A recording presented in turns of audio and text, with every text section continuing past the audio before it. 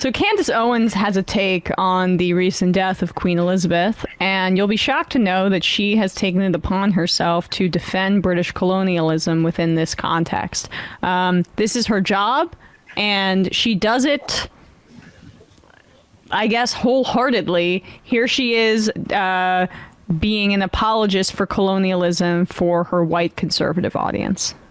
But the real truth of the reason why people hate the Queen has nothing to do with the colonization. It has something to do, which, by the way, just to be clear, the Brits invading Africa actually represents, and this is going to get me in trouble, but it was, if you look at how forward it brought the African colonies, it ended up being a net positive. Now, this is, of course, it's going to get me in trouble because people somehow think that Africans were living happily ever after and things were great, and then the horrible British descended upon and murdered everybody, and the French suddenly murdered everybody, and that just isn't the truth. Obviously, the African nations had slavery, just like the European nations had slavery. Wow. So it's an evil that did not begin in Europe, actually. It can actually be traced back to Muslim origins. All right, can you pause it, please? I'm sorry.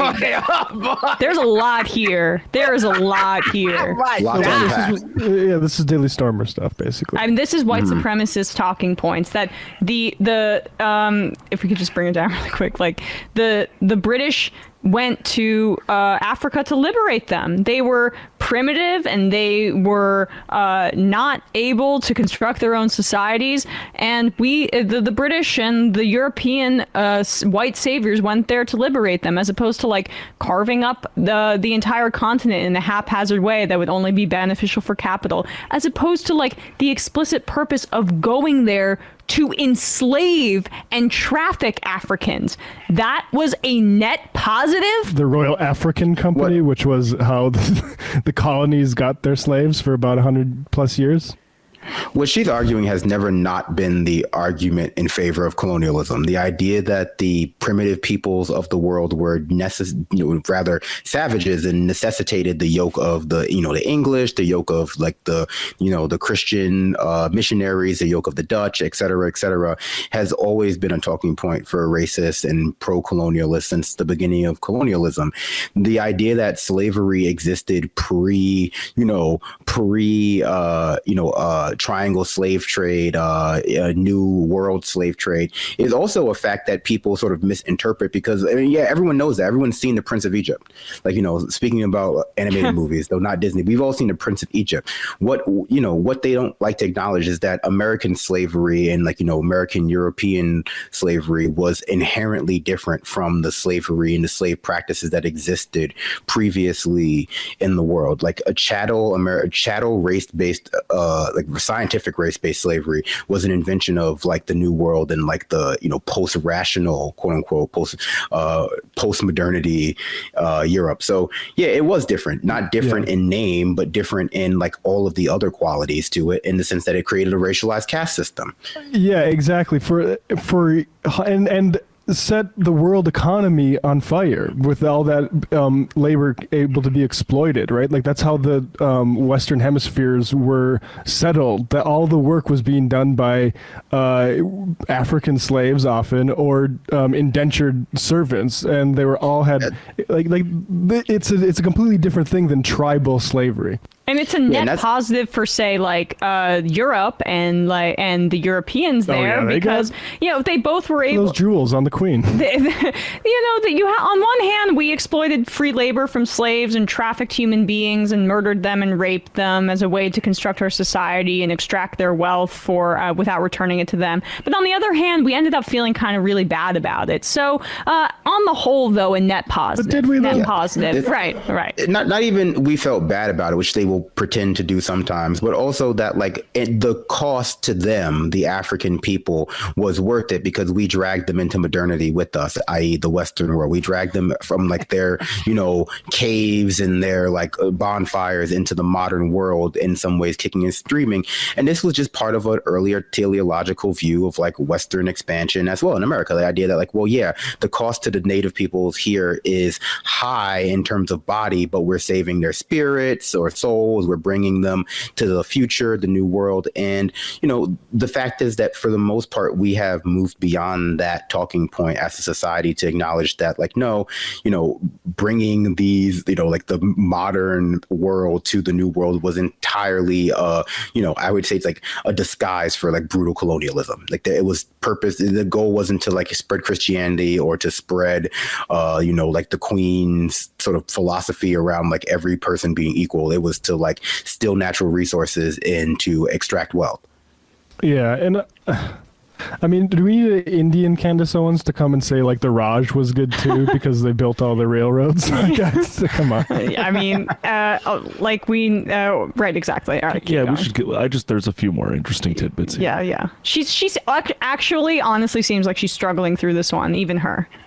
European nations had slavery. So it's an evil that did not begin in Europe, actually. It can actually be traced back to Muslim origins. And for whatever reason, people have this fantastical rendition of history where they think that it was only white people that ever did anything bad, when in fact the truth is that even in terms of our own history, American history, it was the Africans that were selling the Africans to the Europeans. Wow. And usually Pause for it. things as big. Why did that system get set up, Candace? Why was that the case? Who implemented the system in which that extractive slave trade was happening? A global colonial capitalist slave trade. Where was the demand coming from for all those slaves that led them to there were just like some Africans working on behalf of a colonial system, like something that, and on behalf of a racist system. I mean, like it's just because they were forced, because that was the economy that was created. But anyway. I mean, I think Candace Owens is a. No, go ahead. No, I mean, I think everyone else can complete that thought in their head about the irony in Candace Owens pointing out. I didn't want to say it. Africans were selling out other Africans. It's just, that was what I was getting at, but I was like, should I go there? No, I shouldn't go there. He's just like, look at me. Like if you want proof. All right, keep going. Basic as jinn and mirrors. I talk about this ends that were selling the Africans to the Europeans, and usually for things as basic as jinn and mirrors. I talk about this in my book. Like it was really basic things. And when Europeans set out to end slavery, by the way, it was white men that were the first in the world to abolish the slave trade, right? People don't like that fact. Well, yeah. It's a very inconvenient fact from the narrative that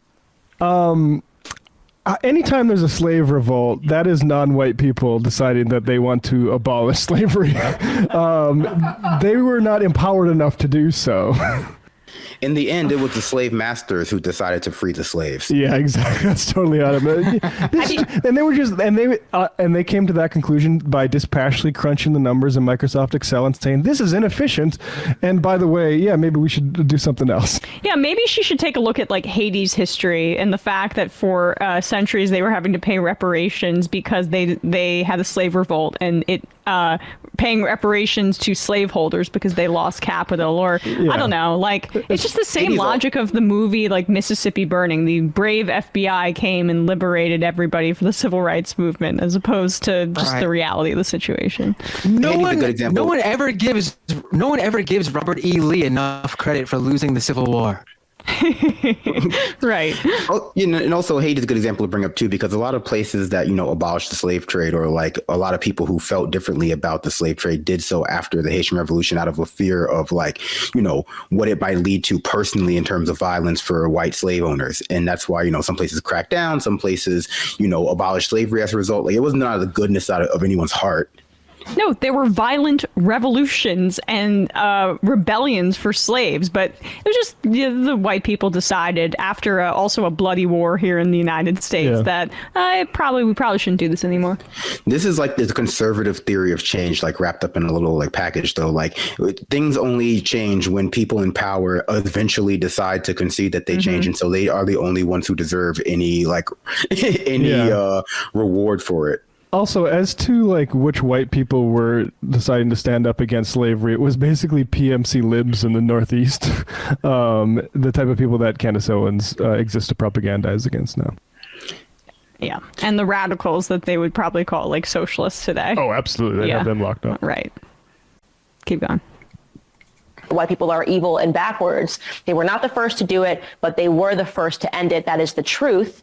I think it was France first, followed by the UK, followed by America that ended the slave trade. How'd that happen? Actually, Keep going. Africans that fought and said, no, we want to maintain the system of slavery because it is good for us. So this is something, as I said, that can be traced back to people just being extremely ignorant about history, because everything has literally been transformed into a black and white narrative, pun very much intended. Yeah, who capitalized, if you can give it, who capitalized on that system, right? Like, the proof is in the pudding. Like, why is Charleston, South Carolina, why does that exist, right? Who built that?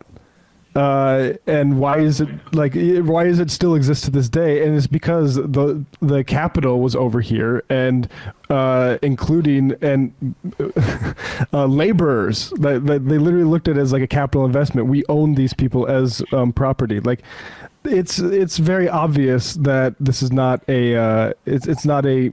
Well, she doesn't even think it's like a two sides. She's saying like actually the Africans are the bad guys here. Are we good with her? Or that's it? That's it? Well, I mean, the Royal Africa Company. Look it up, folks. Look it up.